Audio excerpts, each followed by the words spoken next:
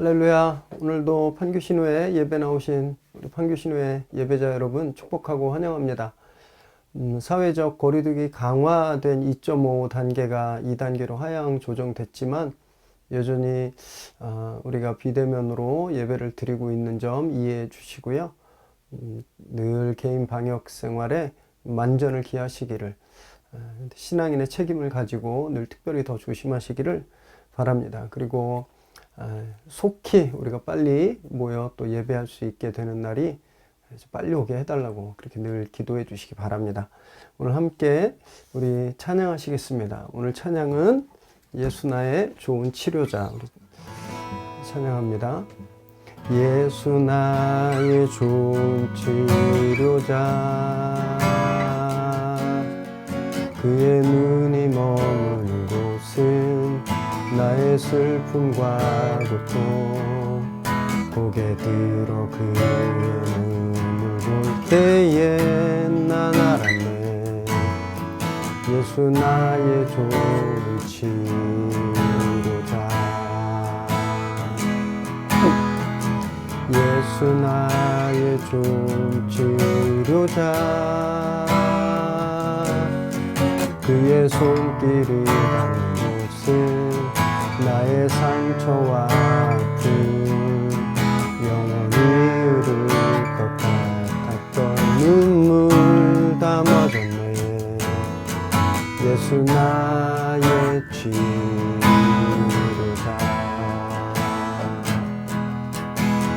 나 노래하리라. 전한 나를 돌아보신 구세 주를 찬양해. 하늘 닿는 곳까지 내 손 들리라. 예수 나의 치료자, 예수 나의 좋은 치료자, 예수 나의 좋은 치료자, 그의 눈이 머무는 곳은 나의 슬픔과 고통, 고개 들어 그의 눈을 볼 때에 난 알았네. 예수 나의 좋은 치료자, 예수 나의 좋은 치료자, 그의 손길이 닿는 곳은 나의 상처와 아픔, 영원히 흐를 것 같았던 눈물 나 멎었네. 예수 나의 치료자, 나 노래하리라. 전한 나를 돌아보신 구세주를 찬양해. 하늘 닿는 곳까지 내 손 들리라. 예수 나의 치료자, 나 노래하리라. 나 노래하리라. 전한 나를 돌아보신 구세주를 찬양해. 하늘 닿는 곳까지 내 손 들리라. 예수 나의 치료자. 기도하겠습니다. 하나님, 참 어지러운 때 출구가 안 보이는 듯한 이 시간, 저희가 말씀을 기억하고 예배에 나오게 하셔서 감사합니다. 오늘 우리의 상황들의 눈을 감고 말씀에 눈뜨고 집중할 때 오늘 우리에게 임하시는 성령님을 저희들 경험하게 하시고 말씀의 능력이 우리 삶에 자리 잡게 하여 주옵소서. 그래서 위축되고 움츠러드는 것이 아니라 당당히 주의 자녀로 사는 저희들 되게 하여 주옵소서. 예수님의 이름으로 기도드립니다. 아멘. 우리 함께 들리지도 보이지도 않겠지만 그래도 하나님께 한번 감사 영광의 박수 드리겠습니다. 네, 오늘 함께 나누실 하나님 말씀은 여호수아 5장 1절에서 9절까지입니다. 저와 여러분이 한 절씩 교대로 읽으시겠습니다. 요단 서쪽의 아모리 사람의 모든 왕들과 해변의 가나안 사람의 모든 왕들이 여호와께서 요단 물을 이스라엘 자손들 앞에서 말리시고 우리를 건너게 하셨음을 듣고 마음이 녹았고 이스라엘 자손들 때문에 정신을 잃었더라. 그때 여호와께서 여호수아에게 이르시되 너는 부싯돌로 칼을 만들어 이스라엘 자손들에게 다시 할례를 행하라 하시매 여호수아가 부싯돌로 칼을 만들어 할례산에서 이스라엘 자손들에게 할례를 행하니라. 여호수아가 할례를 시행한 까닭은 이것이니 애굽에서 나온 모든 백성 중 남자 곧 모든 군사는 애굽에서 나온 후 광야길에서 죽었는데 그 나온 백성은 다 할례를 받았으나 다만 애굽에서 나온 후 광야길에서 난 자는 할례를 받지 못하였음이라. 이스라엘 자손들이 여호와의 음성을 청종하지 아니하므로 여호와께서 그들에게 대하여 맹세하사 그들의 조상들에게 맹세하여 우리에게 주리라고 하신 땅 곧 젖과 꿀이 흐르는 땅을 그들이 보지 못하게 하리라 하심에 애굽에서 나온 족속 곧 군사들이 다 멸절하기까지 40년 동안을 광야에서 헤매었더니 그들의 대를 잇게 하신 이 자손에게 여호수아가 할례를 행하였으니 길에서는 그들에게 할례를 행하지 못하였음이므로 할례 없는 자가 되었음이었더라. 또 그 모든 백성에게 할례 행하기를 마침에 백성이 진중 각 처소에 머물며 낫기를 기다릴 때에 여호와께서 여호수아에게 이르시되 내가 오늘 애굽의 수치를 너희에게서 떠나가게 하였다 하셨으므로 그곳 이름을 오늘까지 길갈이라 하느니라. 아멘. 오늘 우리에게 주시는 하나님의 말씀입니다. 이스라엘은 지난주에 저희가 보았지만 요단을 건너고 길갈에서 캠프를 쳤죠.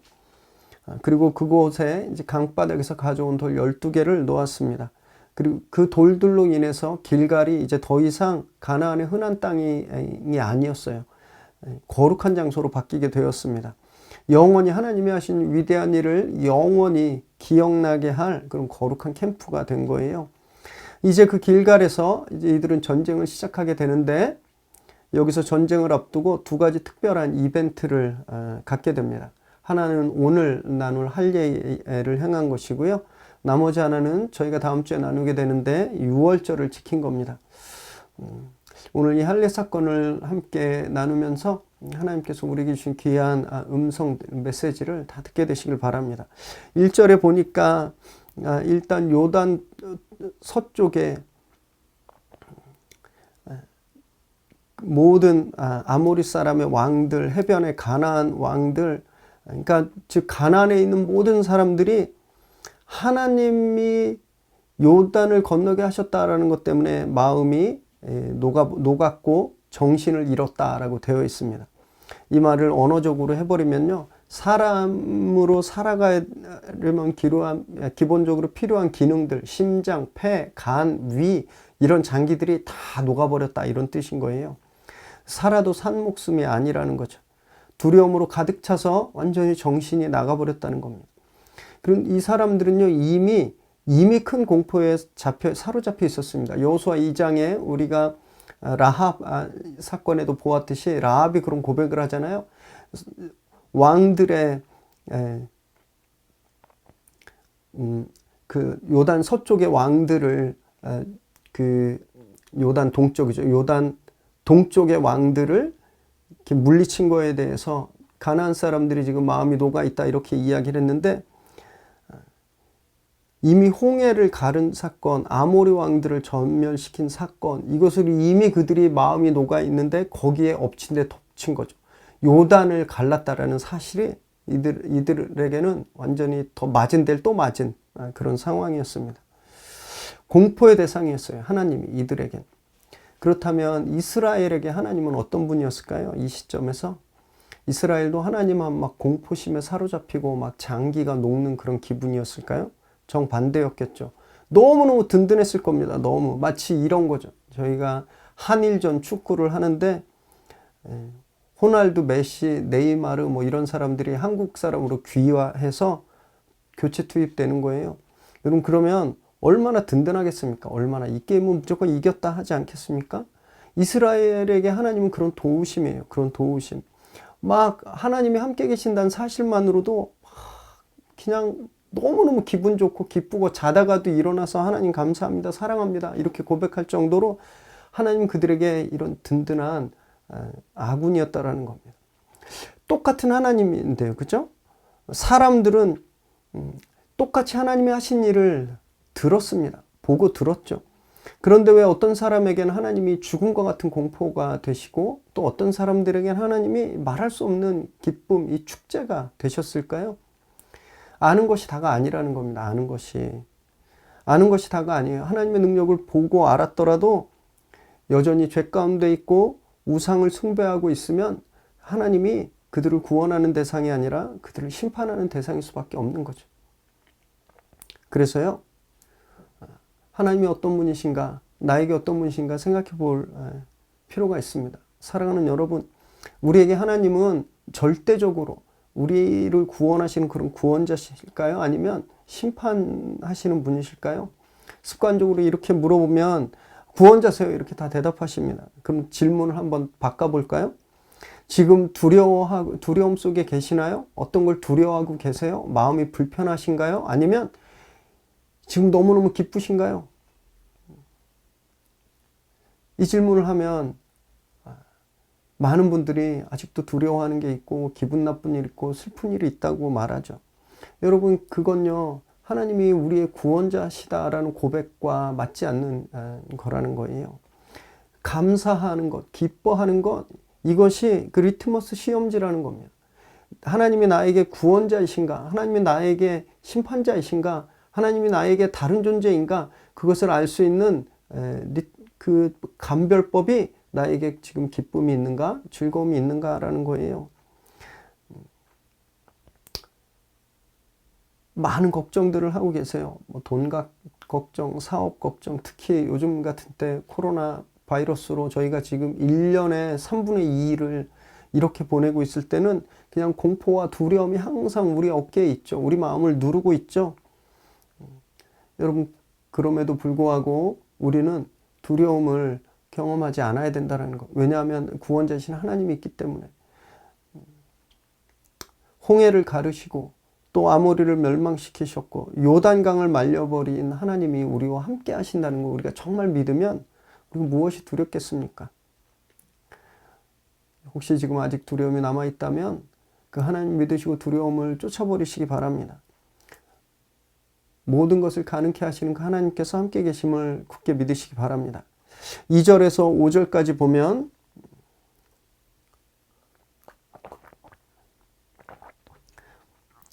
하나님께서 그때의 할례를 명하셨다라고 되어 있습니다. 하나님이 그때 여호와께서 여호수아에게 2절에 나오는 그때가 어떤 때일까요? 방금 말씀드렸듯이 적군은 원수는 완전히 겁에 질려서 전의를 완전히 상실해버린 때였고요. 아군은 이스라엘군은 전의가 막 사기가 충천할 때였습니다. 이때는 돌격 앞으로 할 때가 가장 좋을 때였어요. 그 적절한 타이밍이었습니다. 가장 좋은 때였어요. 전쟁하러 나가는. 이때 즉시 전열을 가다듬고 공격하면 가나안은요 누워서 떡 먹기입니다. 완전 무주공산이에요. 그냥 취할 수 있는 겁니다. 이런 전쟁하기 최고의 순간, 가장 좋은 순간 하나님께서 명하시는 게 뭐예요? 할례를 하라 그러시는 겁니다. 이 정말 어이없는 명령이에요. 따르기 진짜 어려운 명령입니다. 여러분 할례는요, 할례를 행하면 며칠 동안 전투가 가능한 남자들이 누워만 있어야 됐습니다. 회복할 때까지. 지금은 전투력이 200배 사기 충천해 있었는데 할례를 행하면 전투력이 제로가 되는 거예요. 제로. 인간적으로 보면 말도 안 되는 명령을 하시는 거죠. 이 죽으라는 명령입니다. 죽으라는 명령. 여기 행하라라는 말 뜻을 보면 돌아가다 죽다라는 의미가 있거든요. 그러니까 풀어보면 죽음을 각오하고 할례를 행해라 이런 명령인 거예요. 왜 하나님 꼭 이 타이밍에 이들에게 할례를 명령하셨을까요? 왜냐하면 창세기 17장에 보면 할례의 그런 의미가 나오는데, 할례를 받지 않으면 하나님의 백성이 될 수 없기 때문입니다. 이들은 지금 이스라엘을 나와서 애굽을 나와서 지금까지 할례를 받지 않았어요. 1세대들은 할례를 받고 죽었지만 2세대들은 할례를 받지 않았습니다. 그래서 지금 하나님께서 이들을 당신 백성으로 삼아주시는 거예요. 할례가 끊어졌는데 이제 그 끊어진 계보를 다시 회복시키시는 겁니다. 그래서 할례를 명하신 거예요. 자, 그러면 그것까지는 이해가 돼요. 할례는. 그런데 왜 쇠칼도 있고 날카로운 유리칼도 있는데 왜 굳이 부싯돌로 이렇게 고르지도 않은 부싯돌을 깨서 만든 돌칼로 자르라고 하셨을까요? 당신 청동기와 철기가 이렇게 겹쳐져 있던 시대라 굴이나 철로 칼을 만들어서 사용했던 시대입니다. 여러분 생각해 보세요. 돌칼, 부싯돌로 깨서 만든 칼과 쇠칼 중에 무엇이 더 할례를 행하기 편리할까요? 무엇이 더 알맞은 도구였습니까? 이렇게 생각해 보세요. 병원에 수술 받으러 갔는데 정말 막 반짝반짝 빛나는 실버빛 나는 그 잘 소독된 날렵한 메스가 아니라 의사가 생선 자르다만 부엌칼을 가지고 수술실에 들어온다고 생각해 보세요. 그 수술 받으실 분 계신가요? 그 병원 문 닫는 거죠. 그럼에도 불구하고 하나님께서 왜 여기서 돌칼을 사용하라고 말하셨는가? 거룩함 때문입니다. 거룩함. 신명기 27장 5절에 보면 하나님 뭐라고 명령을 내리시냐면요. 당신을 위한 제단, 여호와의 제단을 쌓을 때 돌로만 사용하라 그랬습니다. 쇠를 대지 말라 그랬어요. 쇠. 왜냐하면 거룩함을 해치기 때문에.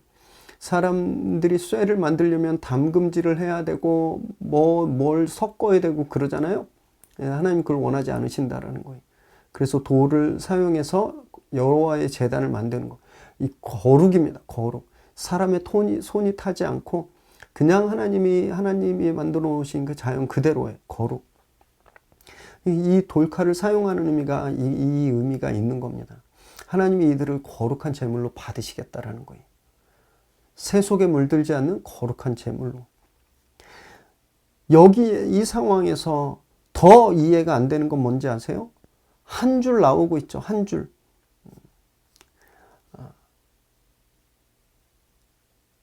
3절에 보니까 여호수아가 그대로 행했습니다. 그리고 이스라엘 자손들이 할례를 행했다. 단 한 줄 나와요.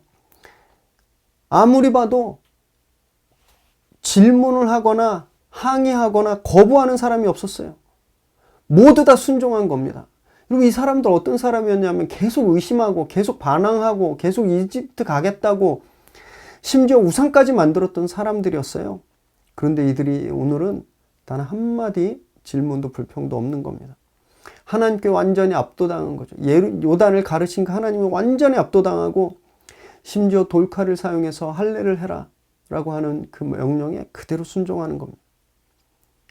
하나님 명령에 상식, 편리함, 편한 것, 더 효과적인 것 이거 다 내려놨다라는 거예요.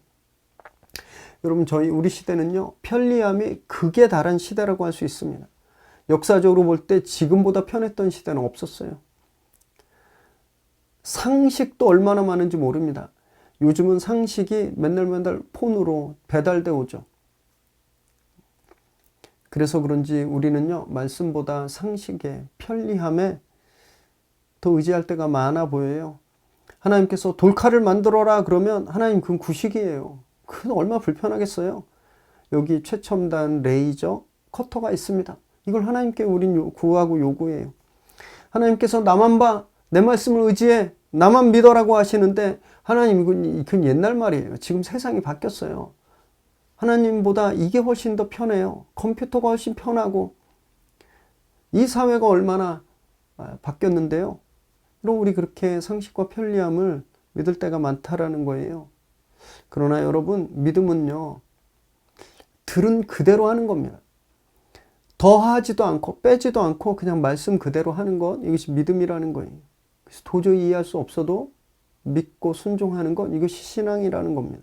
이것이 믿음의 사람들 하나님의 위대함을 경험한 사람들의 삶의 방식이라는 거죠.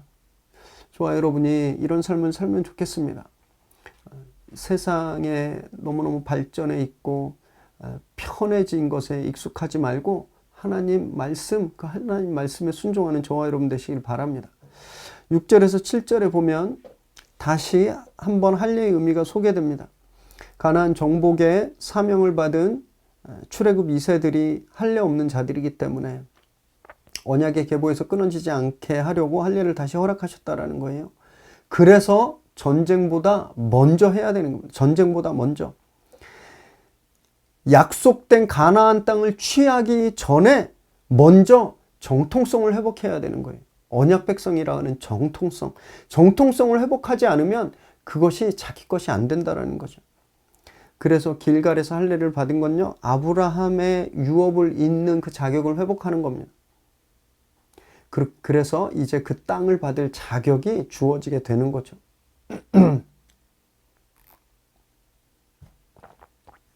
자격이 회복되어야 유산이 상속되는 겁니다.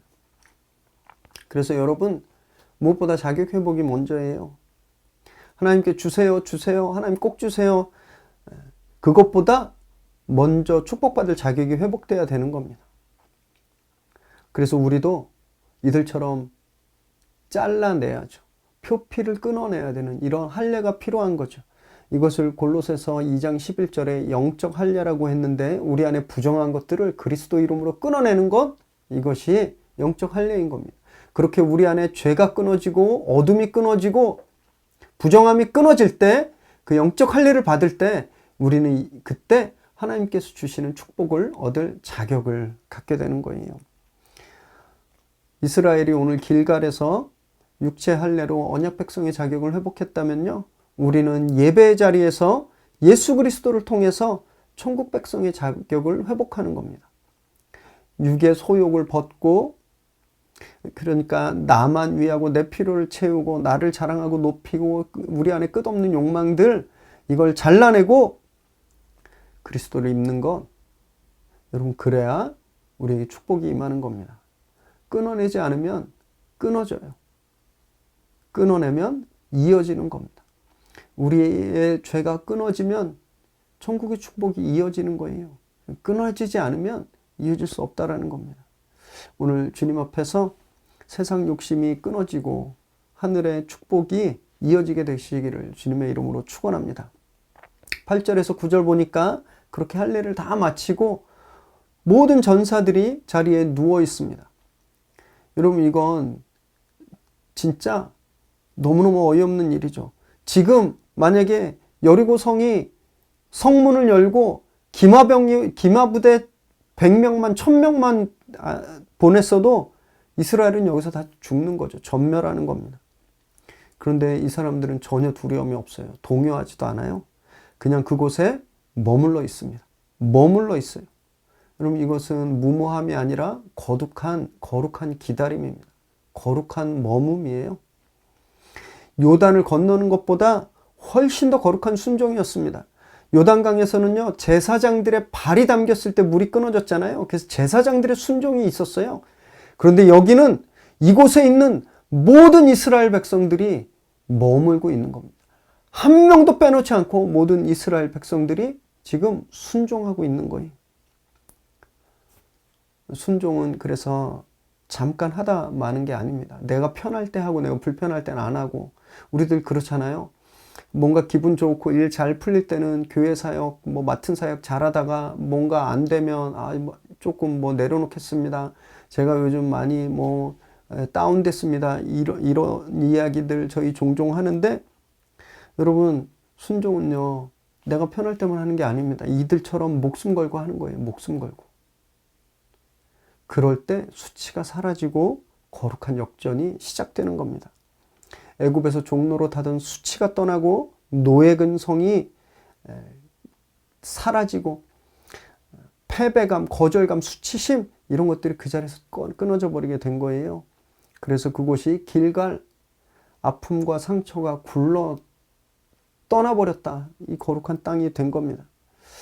사랑하는 여러분, 혹시 우리 가운데도요, 이런 분 계실 거예요. 거절감에, 패배감에 또는 죄책감, 수치심, 오늘 그것 가지고 예배 나오신 분 계실 겁니다.